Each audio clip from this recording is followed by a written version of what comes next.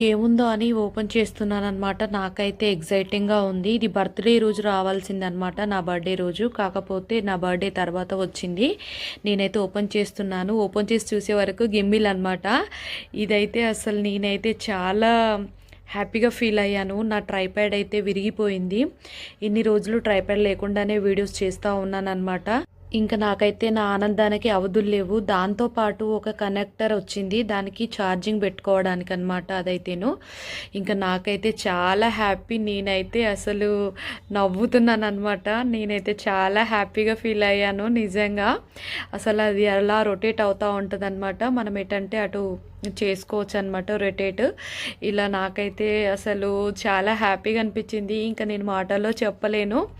చాలా అంటే చాలా హ్యాపీగా ఫీల్ అయ్యాను. Thank you so much my hubby, sweet hubby.